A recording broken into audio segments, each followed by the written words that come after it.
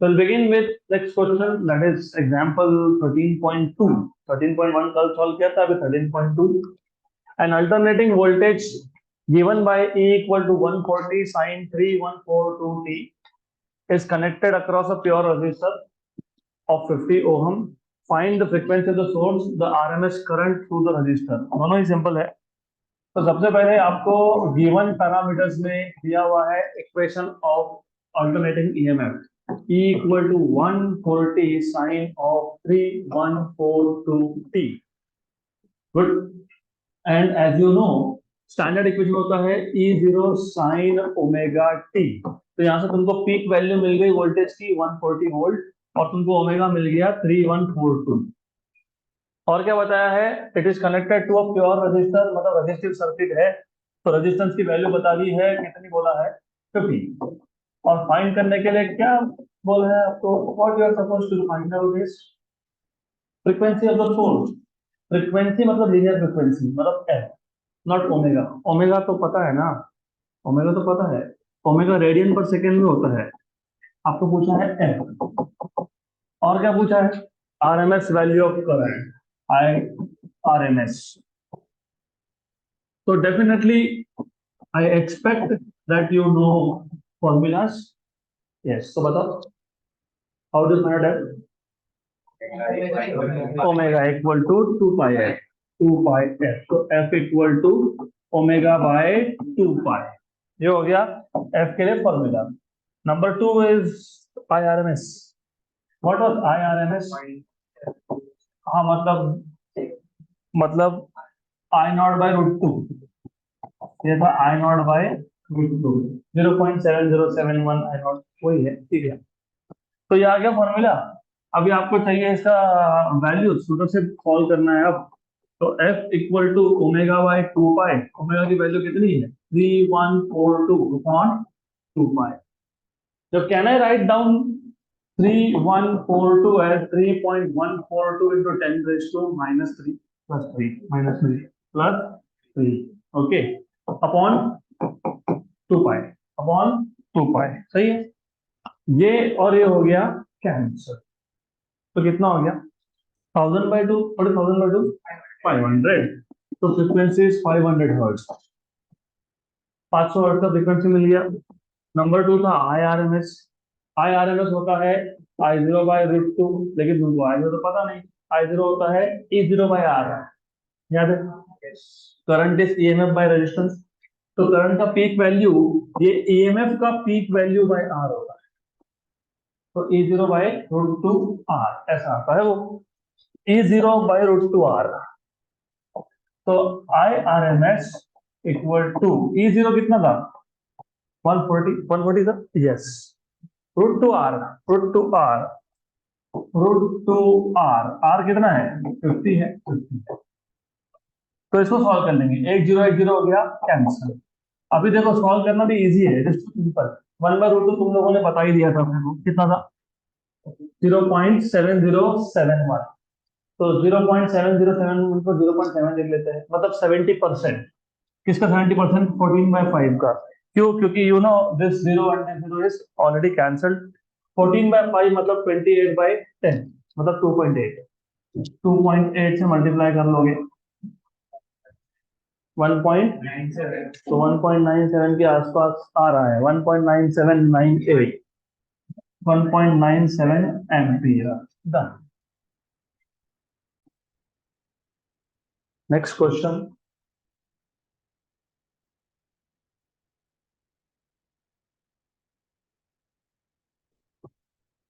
Next question. Example 13.3. An inductor of inductance 200 millihenry is connected to AC source of peak EMF 210 volt. मतलब E0 की value दी हुई है, frequency 50 hertz, linear frequency 50 hertz बोला है. Calculate the peak current. I0 पूछा है आपसे. What is the instantaneous voltage of the source when the current is at its peak value? Good, simple question है. तो सबसे पहले let us see what is given to us. हमको given parameters में inductance self inductance 200 milli henry बताया है। 200 मिली मतलब 200 ten raise to minus 1 है ना। 200 इंटू 10 रेज़ टू माइनस 3 मतलब 200 ten raise to minus 1 0.2 henry. ठीक है। और क्या बताया है, पीक वैल्यू ऑफ ईएमएफ कितना है, पीक वैल्यू 210 वोल्ट। और दिया है frequency of 50 hertz, 50 hertz, right. पूछा है आपसे calculate the peak current, peak current बताओ, मतलब find what is the value of I not.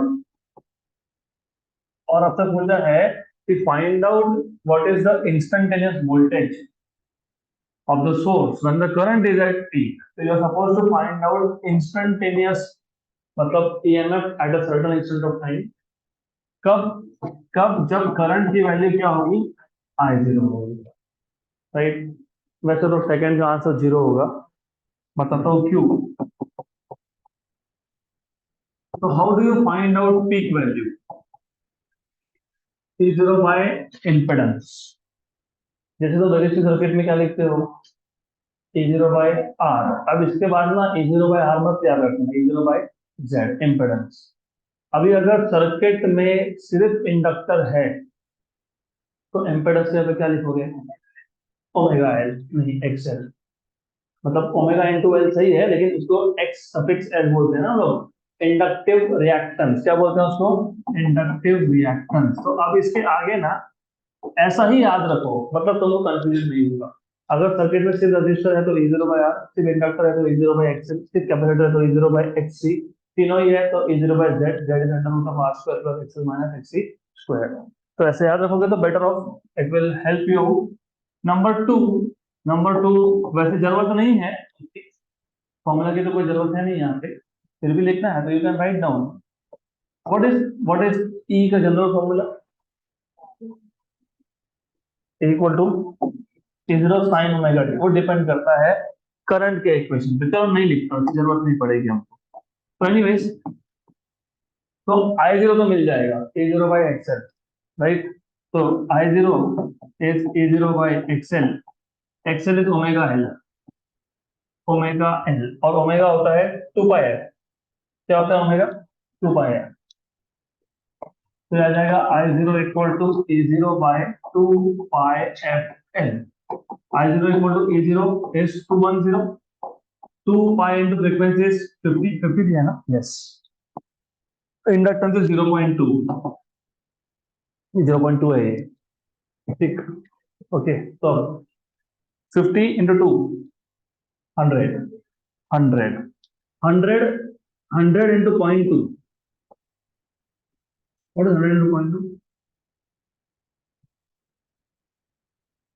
100 into 2 कितना होता है, 200, 100 इंटू 0.2 कितना होगा, 20। तो कितना आ गया, 25, 25, यस।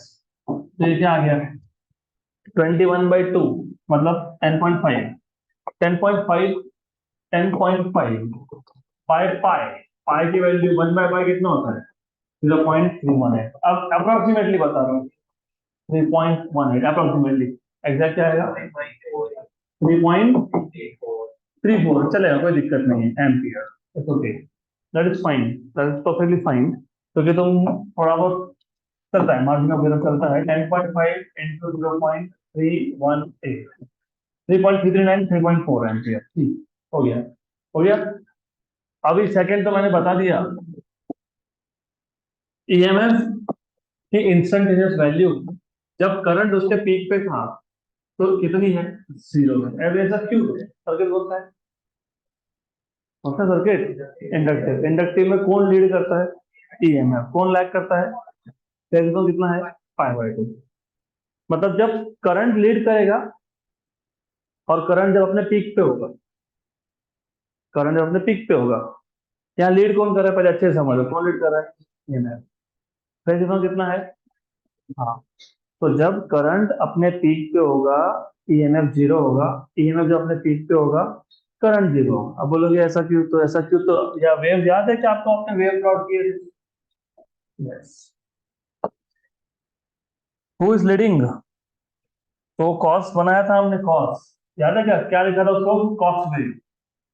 तो ईएमएफ इज कॉस वेव, और करंट क्या था, साइन वेव, करंट क्या था, साइन वेव, करंट क्या था, साइन, ये पता होना चाहिए। अब दिख रहा है क्या आपको अच्छे से? Do you see, do you see when the current is at peak what is the value of EMF? तो जीरो ही आएगा वो, ऐसा होता है। डन डन एंड अगला क्वेश्चन। तो I again expect from you कि आपको इंडक्टिव सर्किट में ईएमएफ लीड करता है, करंट लैग करता है, ये पता होना चाहिए। और दोनों में डिफरेंस है पाई बाय टू का, एक साइन वेव तो एक कोसाइन वेव है, तो तुमको ये पता होना चाहिए जब साइन वेव मैक्सिमम होता है तो कोसाइन वेव जीरो होता है। तो साइन वेव था करंट, और करंट पीक पे था, मतलब करंट अपने मैक्सिमम वैल्यू पे था, तो साइन की वैल्यू मैक्सिमम थी, और उस टाइम पे कॉस की वैल्यू जीरो होती है। तो ये आपको पता होना चाहिए कि EMF is cos cos wave, hence EMF is zero. अगला question, good. Example 13.4, a capacitor of 2 microfarad is connected to an AC source of EMF E equal to 250 sin 100 pi t. Write an equation for instantaneous current to the circuit and give the reading of AC ammeter connected in the circuit. Okay. A capacitor of 2 microfarad, एक capacitor है 2 microfarad का, is connected to AC source, और उसका EMF भी है आपको E equal to 250 sin of 100 pi t. Write an equation for instantaneous current and give reading of AC ammeter current connected in the circuit. तो सबसे पहली चीज, you have been given E equal to 250 sin 100 pi t, मतलब ये E equal to E0 sine omega T जैसा equation बन गया है। आपको पूछा है what is what is what is equation of current, मतलब आई पूछा है। तो पहले आई देख लेते हैं, फिर देखते हैं कि एसी एमीटर का रीडिंग मतलब क्या, what is the meaning of AC ammeter, reading of I I average. Okay, I come to that again. देखता हूँ तो बुझा, पहले इसको कर लेते हैं। कौन सा सर्किट है ये, कैपेसिटी, कौन लीड करता है कौन लैग करता है, करंट। ओके, करंट लीड करता है। तो अगर ईएमएफ साइन वेव है तो करंट कॉस वेव होगा, तो करंट होगा कॉस वेव। या तो आप ऐसा लिख लो डायरेक्टली, या फिर बोलो sine of omega T plus pi by two, तो भी चलेगा। You can also write the same equation as I zero sine of omega T plus pi by two, plus क्यों, क्योंकि current leads by pi by two, इसके लिए sine omega T plus pi by two वो form भी चलता है, ये भी चलता है, सेम बात है। Then also you should know how to find out I0, how to find out peak value, मैंने अभी बताया था। I0 equal to E0 bye Z, अभी तो बताया पिछले क्वेश्चन में E0 बाय Z, लेकिन सर्किट में सिर्फ क्या है, सिर्फ क्या है, सिर्फ क्या है, कैपेसिटर। तो E0 बाय Z, Z की जगह क्या लिखोगे, XC, कैपेसिटर रिएक्टेंस, रेजिस्टेंस होता तो सिर्फ R लिखते, अभी तो बताया था। What is XC, 1 upon omega C, तो ये जाएगा ओमेगा सी जाएगा ऊपर, हो जाएगा ओमेगा सी ई जीरो बराबर।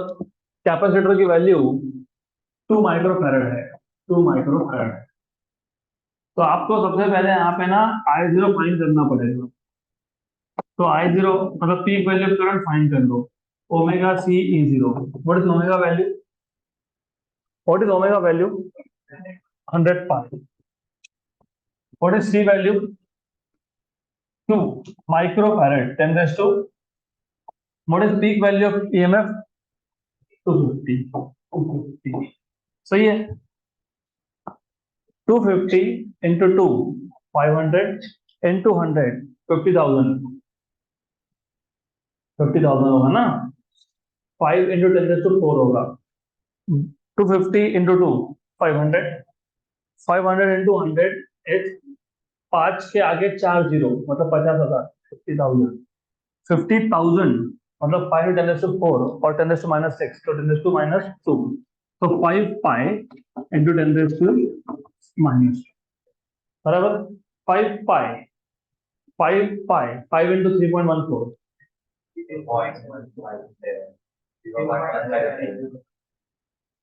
0.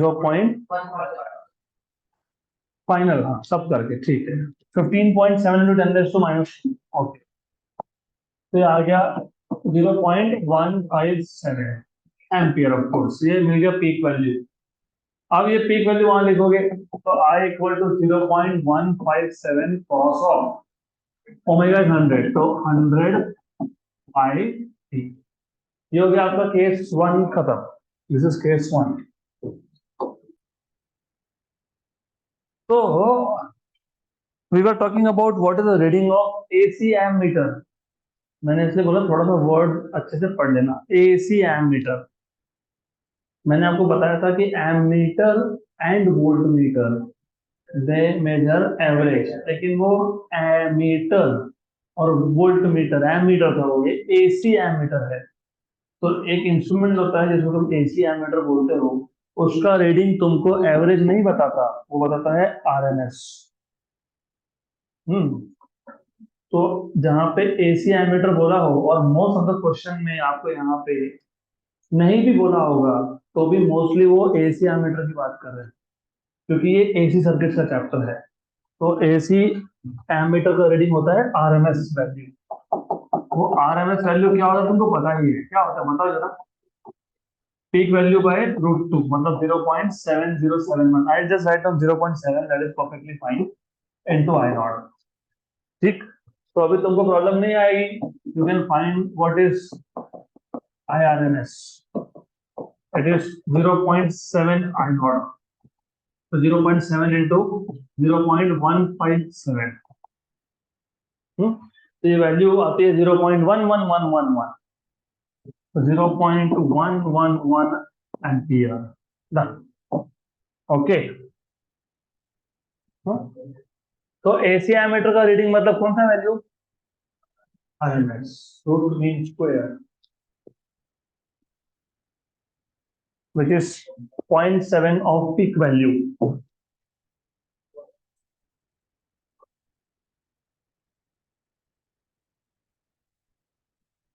अगला question,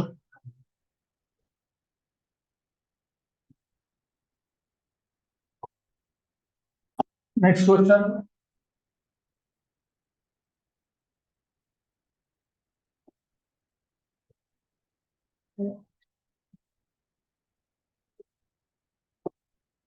Example 13.5, a 100 millihenry inductor, a 25 microfarad capacitor, and a 15 ohm resistor are connected in series to 120 volt 50 hertz AC source. Calculate impedance of the circuit at resonance, current at resonance, and resonant frequency. So what you have been given is, हमारे पास एक LCR circuit है। इस LCR circuit में आपके पास L की value है, C की value है, R की वैल्यू है।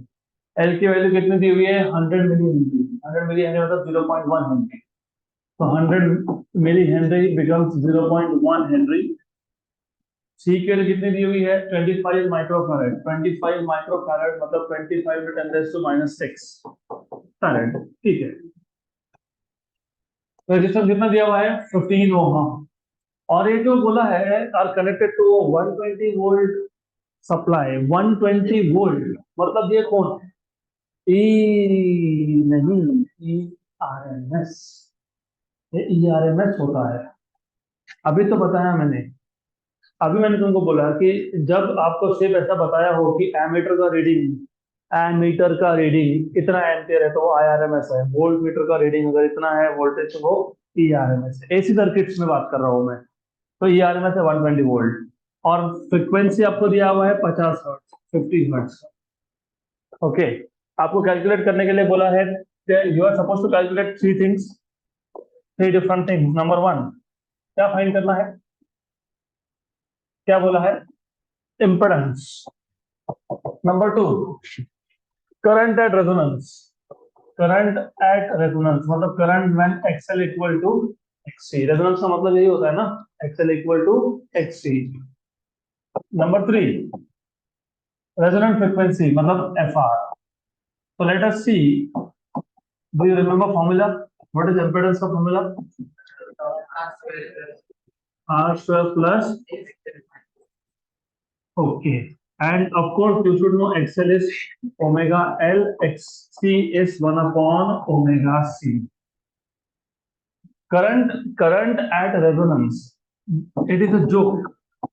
Current is E by Z, but at resonance XL और XC की वैल्यू सेम हो गई, तो ये जो XL माइनस XC है वो 0 बन गया, तो इम्पेडेंस हो गया R, तो बेसिकली E बाय R। तो ऐसा है वो। गुड। उसके बाद आपको कुछ है फ्रिक्वेंसी, रेजोनेंट फ्रिक्वेंसी, ये तो तुमको पता है ही। FR equal to 1 upon 2 pi root of LC।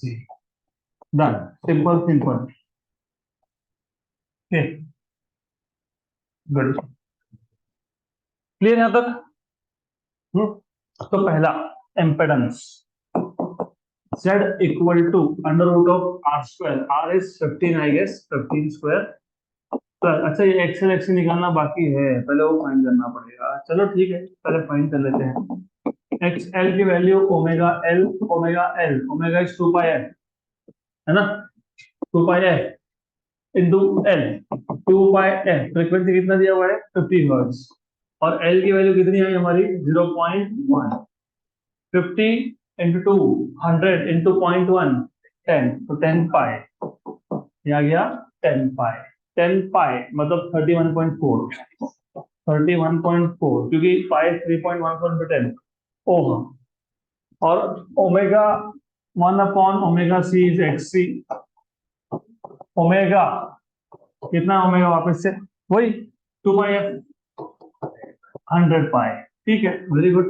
तो 1 अपॉन ये आ गया 100 पाई, और सी कितना है 25 इंटू 10 टू -6। चलो ठीक है, ये भी गुड, वेरी गुड। देखो ऐसा है, ये 10 टू 2 और 10 टू -6, मतलब कितना, -4 ऊपर गया तो कितना, +4 मतलब कितना, 100 टू 100 अपॉन 25 पाई, 1 एंड 4 ठीक। 1 बाय पाई होता है 0.318, 1 by pi, 1 by pi is 0.318 into 100 into 4, मतलब 31.8 इंटू 4, 127.2, तो ये आ जाएगा आपका 127.2, 127.2 ओम। ये हो गया आपका value of X. Just to verify value यही है, आना तो यही चाहिए, आइडियली स्पीकिंग यही वैल्यू आएगी। एक मिनट, हाँ, एग्जाम्पल कौन सा चल रहा है, 13.5 है ना, ठीक है। इम्पेडेंस एक्सेल, अच्छा मैंने फाइनल डायरेक्टली इम्पेडेंस फाइंड कर लिया, तो ठीक है, कोई बात नहीं, देखते हैं फाइनली। ओके, एक मिनट, अरे जोक है ये, हमने गलती कर दी। इम्पेडेंस एट रेजोनेंस पूछा है, आर होता है। लोग अगर क्वेश्चन नहीं पढ़ा तो कैसे गलती हो जाती है, देखा? हाँ तो मत करो, इम्पेडेंस एट रेजोनेंस पूछा है, हम लोग ये फाइंड करते बैठ गए। लगा तो वैल्यू याद रखना, 31.4 और 127.2, वापस कैलकुलेट नहीं करेंगे, लगा तो इफ नीडेड। तो इम्पेडेंस, इम्पेडेंस एट रेजोनेंस कितना होगा, impedance at resonance R, Z equal to root of R square plus 0 square. क्यों 0 स्क्वायर, क्योंकि एक्सएल और एक्ससी की वैल्यू सेम है, तो जेड इक्वल टू आर मतलब 15 होगा, खत्म, कुछ सॉल्व करना ही नहीं था, डन। तो 15 होगा हम। इसके बाद क्या पूछा था, करंट। करंट तो मैंने अभी बताया, करंट तो फॉर्मूला लिख दिया था ना हमने, क्या था, I R M S equal to E R M S by Z. Z क्या है, आर है, क्योंकि करंट भी कब पूछा है, एट रेजोनेंस, और ई आर एम एस की दी हुई है, कितने ई आर एम एस 120, और ये कितना है 15, 1 जा 8 जा, तो 8 ampere. RMS current is 8 ampere. उसके बाद क्या पूछा है, क्या पूछा है, resonant frequency FR equal to 1/2 pi root of LC। 1/2 pi root of L था 0.1, ऐसे था। ऐसे था ना, यही था ना। हाँ, और ये कितना था, 25 × 10⁻⁻⁶। सही है, तो करो सॉल्व। 1/2 पाई 25 का रूट 5, 10⁻⁻⁶ था -3 √ऑफ 0.1, 0.1 मतलब 1/10, तो √10 गया ऊपर। What is √10? Approximately pi. Very good, approximately pi सही है। तो ऐसा कैलकुलेशन करना सीखो तो अच्छा होगा। पाई पाई कैंसल, 5 × 2 10, 10 × 10⁻³ -2, ऊपर गया तो 100। So resonant frequency is around 100 hertz. Is around 100 hertz. Good. Exact देखोगे तो 100.65 हमने अप्रोक्सीमेशन किया ना। √10 is not pi, pi square होता है 9.85, तो √9.85 होना चाहिए था पाई, हमने क्या ले लिया √10 को पाई, तो हमने अप्रोक्सीमेशन किया तो 100 आया, नहीं तो 100.65 आएगा।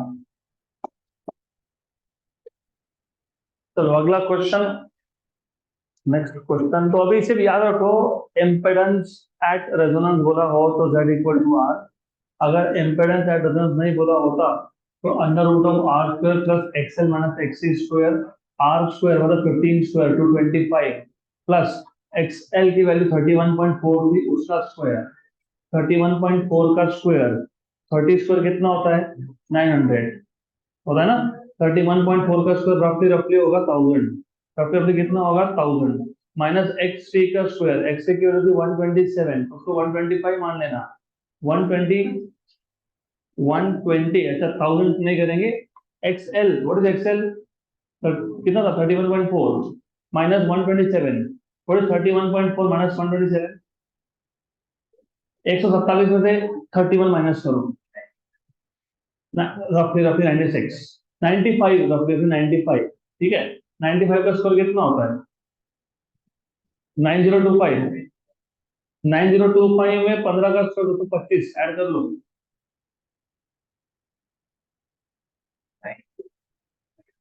9 तो 50 का रूट 96 97 के आसपास वो वैल्यू मिलेगी अगर आपको इम्पेडेंस एट रेजोनेंस नहीं पूछा होता तो।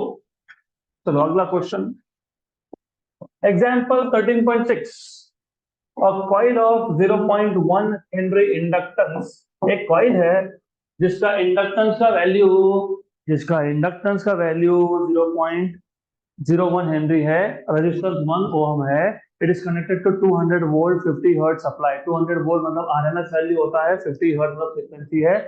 Find the impedance of circuit and time lag between maximum alternating voltage and current, time lag between maximum alternating voltage and current, तो करंट और वोल्टेज में टाइम लैग पूछा है आपको, डेल्टा टी पूछा है, तो what is given to you, पहले अच्छे से समझ लेते हैं। क्वेश्चन सिंपल है, it is too simple.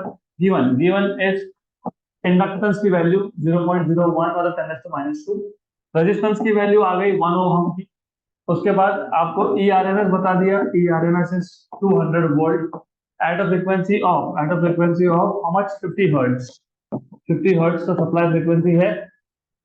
Impedance find करो, find out what is impedance, तो find number 1 what is impedance, number 2 क्या पूछा है टाइम लैग मतलब डेल्टा टी, करेक्ट, गुड। तो इम्पेडेंस का फॉर्मूला यहाँ पे क्या बनेगा, √ऑफ R² plus XL², because there is no capacitor, ठीक, गुड। नंबर 2 डेल्टा टी कैसे फाइंड करोगे, that is important thing, how to find delta T, what is omega in terms of angle, theta by T, तो what is theta, omega T, बराबर। Theta की जगह मैं बोल देता हूँ फाइव। तो एंगल क्या होता है कभी भी, ऐसा होता है। Okay, correct. तो टी क्या आएगा, डेल्टा टी भी क्या होगा, five by omega, phase distance upon omega, phase distance between current end voltage divide by omega. तो ऐसा है, वो जो भी आएगा जनरल फॉर्मूला पता होना चाहिए, you should know general formula. General formula to find out what is the time difference, this is general formula, it depends on the phase. अगर फेज पाई बाय टू आया तो तुम जो बोल रहे हो सही है, हमेशा तुमको पाई बाय टू देंगे ऐसा नहीं है, नहीं हमेशा देंगे ऐसा नहीं है, हमेशा देंगे वैसा नहीं है। इसके लिए you should know general formula. Then पहले केस में X L is omega L, omega is 2 pi F, 2 pi F, F is 50, L की वैल्यू 10⁻² है, 100 और 10⁻² गया तो बचा पाई, पाई है, ठीक, good, okay. Then you can find out impedance from here, under root of R square plus X L square. तो R square 1, 1 से 1 प्लस पाई स्क्वायर, मतलब root of 11, root of pi square is 9.85 plus 1 10.85 का root, तो 3 point something है ना, 3 point something आएगा ये, pi square 3.14 plus square plus 1 इसका रूट 3.29, तो z इक्वल टू 3.29 ओहम, 3.3 भी लिख सकते हो, चलता है, no issues. Number 2, delta T equal to phase difference by omega, what is phase difference,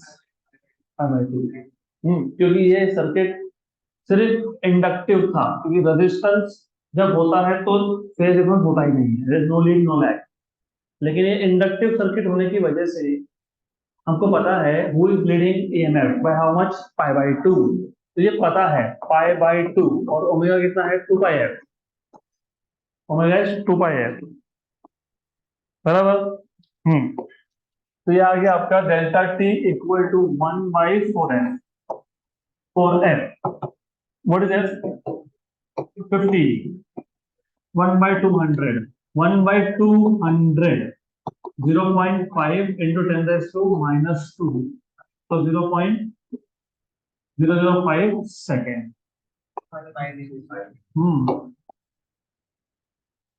तो कभी भी याद रखो, डायरेक्टली तुम अपने अजम्पशन से क्वेश्चन मत सॉल्व करो, थोड़ा सा हमने थ्योरी में क्या सीखा है, ये गलत है मैं ऐसा नहीं बोल रहा हूँ, ये अप्रोक्सीमेटली करेक्ट है, आप देखोगे आंसर अप्रोक्सीमेटली यही आने वाला है, अप्रोक्सीमेटली बोल रहा हूँ मैं। यू शुड रिमेंबर कि हमने इम्पेडेंस ट्राइंगल क्यों यूज किया था, इम्पेडेंस ट्राइंगल हम लोग यूज करते हैं to find out phase difference. तो तुमको वो याद होना चाहिए था कि जब delta T omega by sorry five by omega है, ओमेगा तो पता है वो 100 पाई, लेकिन फेज डिफरेंस हमको पता नहीं, हमने बोला कि रेजिस्टेंस है और इंडक्ट क्या बोलते हैं इंडक्टर है, तो हमने अज्यूम कर लिया कि फेज डिफरेंस कितना होगा, पाई बाय 2, ऐसा हमने अज्यूम कर लिया। But do you remember what was this, tan inverse of X L minus XC by, याद है कि इम्पेडेंस ट्रायंगल से आया था। अगर कैपेसिटर नहीं है तो एक्सी नहीं है, तो बचा क्या, हाँ, ठीक, ओके, गुड। एक्सएल की वैल्यू क्या होती है,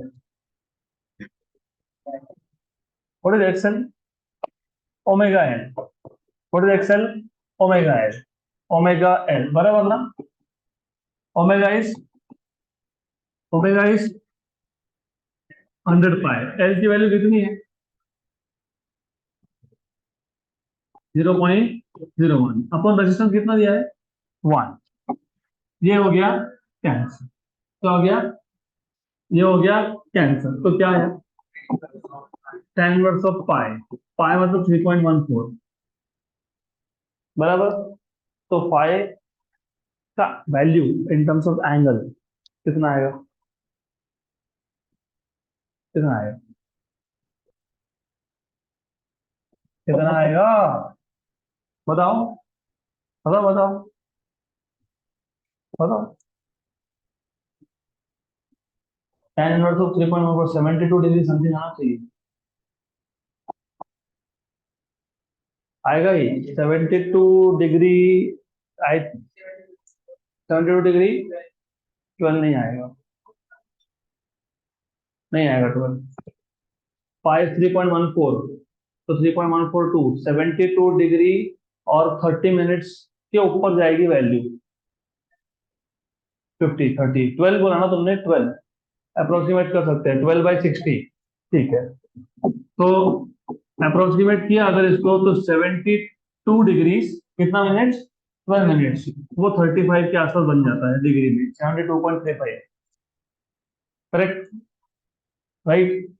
तुमने क्या बोला था, 5/2, 5/2 कितना होता है, 90, ये कितना आया, 72.35। इसको रेडियन में कन्वर्ट कैसे करोगे, 5/180, तो 5/180 कर लेना, तो 72.35 divide by 180, 72.35 divide by 180, 0.40 something something into pi, ठीक है, 0.4 पाई, बराबर। अब फाइंड करो, क्या फाइंड करना तुमको, क्या फाइंड करना था, टाइम डिफरेंस, टाइम डिफरेंस। यहाँ ध्यान दो, जो गिरा हुआ है वो बाद में मिल जाएगा आपको, ये नहीं मिलेगा। 0.4 pi upon 100 pi, very good, 100 pi, pi pi by by, 0.4 upon 100 is 0.002।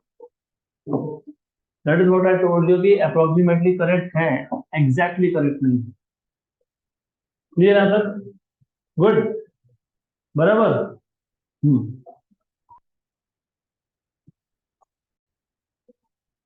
Next question, अगला क्वेश्चन। ओके, यहाँ पे सबका ध्यान चाहिए। May I have your attention please. Okay, thank you so much.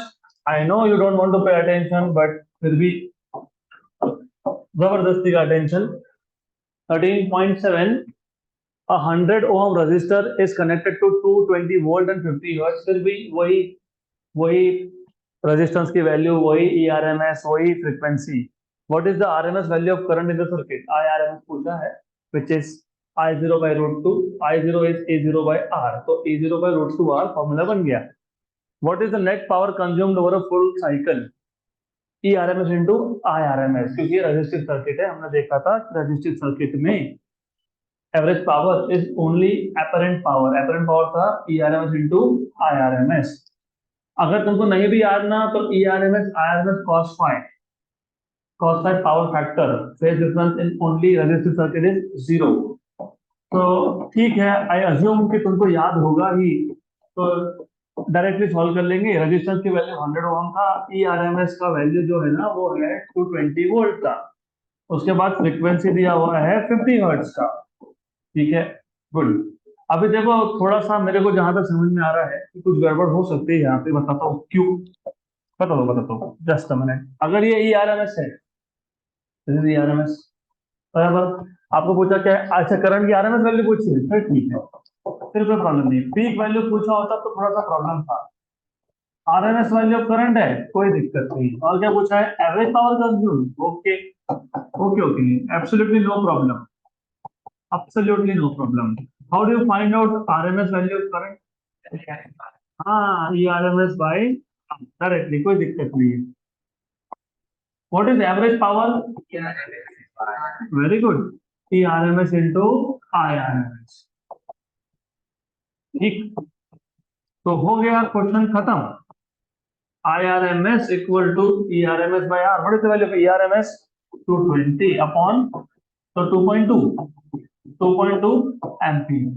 और average power, it is just multiplication of 220 into 2.2। 2.2 तो ये zero दे दो, 22 का स्क्वायर 484, क्या वाट, या फिर जूल पर सेकेंड, चलता है। नेक्स्ट क्वेश्चन, अगला question.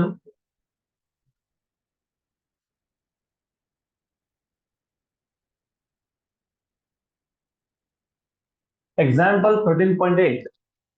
A sinusoidal voltage of peak value 283 volt and frequency of 50 hertz is applied to a series LCR circuit in which resistance is 3, inductance is 25.48 millihenry and capacitance is 796 microfarad. सबसे पहले याद रखो ये जो values ऐसे थोड़े से अजीब और गरीब भी होते हैं ना, 283, 25.48, 796, मतलब they are trying to help you out with calculation. क्या रखना है, कहीं ना कहीं तुम देखोगे कि ये नंबर्स के कैलकुलेशन थोड़ा सा सिंपल होगा। देखते हैं, find the impedance of the circuit. The phase difference between voltage across the source and the current, the power factor मतलब cos phi, the power dissipated in the surface नहीं होगा, in the circuit होगा।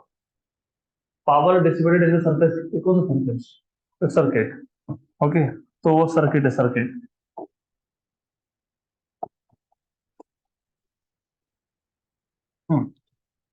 तो हमको given parameters में क्या क्या दिया हुआ है, हमको बोला है पीक वैल्यू ऑफ वोल्टेज ई 283 और फ्रीक्वेंसी कितना 50 हर्ट्ज, और क्या बताया है रेजिस्टेंस की वैल्यू बता दी कितनी 3 ओम, और क्या है 25.48 मिली हेनरी का इंडक्टेंस, और क्या है 796 माइक्रोफैरड का कैपेसिटर, और आपको फाइंड करने के लिए बोला है फाइंड फाइंड ढूंढो ढूंढो क्या क्या ढूंढो, इम्पेडेंस और फेज डिफरेंस मतलब फाई, और power factor is cos phi, और पावर डिसिपेटेड मतलब एवरेज पावर पी एवरेज। ठीक, ओके। सबसे पहले z equal to under root of R square plus X L minus X C square, इसमें तुमको X L omega L and X C equal to 1 upon omega C, ये find करना पड़ेगा क्योंकि कहीं पे भी रेजोनेंस नहीं बोला है। Number 2, phi is tan inverse of क्या XL minus XC by R. Number 3, तो पावर फैक्टर तो नहीं, power factor is cos phi.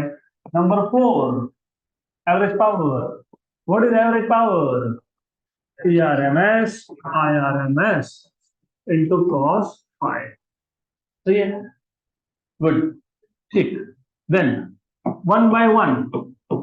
सबसे पहले XL is omega L, omega is 2 pi F और F 50 है, मतलब 100 pi into L की वैल्यू 25.48 -3 -3 ना, हाँ सब मिला के 8 बराबर होगा, क्यों होगा 25.48 इंटू पाई, ये 80 आ गया, 7 point something 79 point something, right. तो ये सब मिला के आ गया 8 होगा अप्रोक्सीमेटली स्पीकिंग। देन फाइंड करना पड़ेगा X C 1 upon omega C 1 upon 100 pi, 100 by yes, what is C 7.96 into 10 raised to -4, 796 796 10 raised to -6, 7.96 बराबर, ये आ गया 8 8 कितना ये 8, 10 raised to -4 और +2 ऊपर जाके 100, और कौन है 5 बराबर 100 by 8, 12.5 by pi, 12.5 by pi मतलब 0.318, 4, approximately 4 ohm, very good। उसके बाद impedance is under root of R square plus X L minus X C square, R कितना दिया है 3 स्क्वायर, एक्सएल आया तुम्हारा 8 माइनस 4 225 का रूट मतलब 5 हो गया, वेरी गुड। इसके बाद क्या पूछा था 5 5 five equal to 10 inverse of XL minus XC by R, मतलब 8 माइनस 4 बाय 3, मतलब 4/3, 4/3, 1.3333। ओके रे, अरे रे रे, रुको जरा लॉजिक भी लगा लो। हाँ तो वो तो यूज करना। What is tan of 45, what is tan of 60, √3, 11732, approximately क्या आएगा? tan 45 1 होता है, tan 60 1.732 होता है, तुम्हारे पास 1.333 है, 52 53 के आसपास, तो ये पता होना चाहिए। अब देख लो, वैसे सॉल्यूशन मेरे पास है नहीं इसका, तुम बता दो। 53 पूरा 53, 53 चलो 53 मान लेंगे, अप्रोक्सीमेटली 53 मान लेंगे, आ गया। तो लॉग टेबल यूज करने से पहले भी अप्रोक्सीमेट तुमको पता होना चाहिए, नहीं तो पूरा टेबल ढूंढते बैठोगे 0 से 90 तक, ऐसा नहीं करना। तो पहले रफ रफ देख लेना। तो what is power factor cos pi, what is cos of 53, cos of 53, cos of 53, cos of 53 0.6, 0.6, 0.601। उसके बाद क्या फाइंड करना था? Average, it is ERMS, IRMS, cos pi। ERMS तो दिया था, ठीक वैल्यू दिया है, ठीक है कोई बात नहीं। तो कैसे फाइंड करोगे? E0/√2। What is IRMS? फिर I0 फाइंड करेंगे, नहीं घूमते रहो। What is Ohm's law? V equal to IR, what is I? V equal to IR, what is I? V/R। इसको AC में लेके जाओगे, ERMS अपॉन Z, तो ERMS अपॉन Z बराबर है क्या? Yes, correct, correct. तो एक काम करता हूँ ना, इसको मैं अगले स्टेप में सब्स्टिट्यूट करता हूँ, तो बताओ क्या आएगा? ERMS square by Z। चलो यहाँ पे ध्यान दो, लिखना बंद, जो लिखते हुए दिखा तो यहाँ पे आना पड़ेगा, सिखाना पड़ेगा। Do you remember power in DC क्या था? V into I। तुम सिर्फ इधर ही अटके हो, ERMS IRMS मतलब V I cos phi, VI मतलब EI cos phi, DC का AC form, VI equal to VI DC में, AC में EI cos phi। थोड़ा आगे भी सोचो, V²/R भी होता है कि नहीं? होता है ना। सिर्फ यहाँ पे V की जगह पे E²/R की जगह पे Z, साथ में cos, तो वही लिख रहा हूं मैं। जेई नीट सीट में याद रखना, अब ये और भी होता है, I²R IRMS square into Z cos phi। तो ये तीनों पावर के फॉर्मूला है। अब इसे तुमको बताने के लिए मैं ऐसा लिख के बता रहा हूँ डिराइव करके, लेकिन अगली बार आई एम एक्सपेक्टिंग कि तुमको ये सब ऑलरेडी पता है, इससे काम बहुत कम हो जाएगा तुम्हारा। क्यों? तुमने Z फाइंड करके रखा, तुम्हारे पास ERMS है, तुम्हारे पास cos phi भी है। What is ERMS? ERMS चलो ठीक है, E0/√2Z, इसका square cos phi। What is, हाँ हाँ Z तो और एक आएगा ना, Z इधर, छोड़ो जाने तो, मुझे अलग मेथड बतानी पड़ेगी। ERMS तुमको पता है क्या? पता क्या ERMS? हाँ ठीक है, मैं कुछ और कर रहा था वहां पे, आई नो ये Z है, मैंने स्क्वायर के अंदर लिखा वो भी पता है, पर छोड़ दो, ऐसा चलता है। ERMS अलग से फाइंड करो, व्हाट इज ERMS अलग से फाइंड करके बताओ। What is ERMS? E0/√2। What is E0? 283/√2। इसका क्या करोगे? स्क्वायर, यहाँ सब्स्टिट्यूट करोगे, तो एवरेज पावर क्या बन जाएगा? इसका स्क्वायर, मतलब 283 इंटू 283 अपॉन √2 का स्क्वायर 2 अपॉन क्या है? Z, Z क्या है? 5 था कि नहीं? था क्या भाई? यस, cos फाई कितना है? हाँ, ओके, तो पी एवरेज ये कितना है? 10, 10, वेरी गुड, 10, 0.6, और यहाँ पे 10, और ये 283 इंटू 283, 283 इंटू 283, 283 इंटू 283, हाँ, डिवाइड बाई 10, मतलब 8,000 पकड़ लो, चलेगा ना सर? 8 ऐसा लिखा, इसको मैं ऐसे की जगह पे क्या लिखता हूँ? ऐसा चलता है क्या? यस। What is 0.6 into 8,000? 48, 4800, मतलब 4.8 किलोवाट, क्योंकि ये वाट में था, किलो मतलब 10 3, तो 4.8 kilowatt is the average power. Done, खत्म।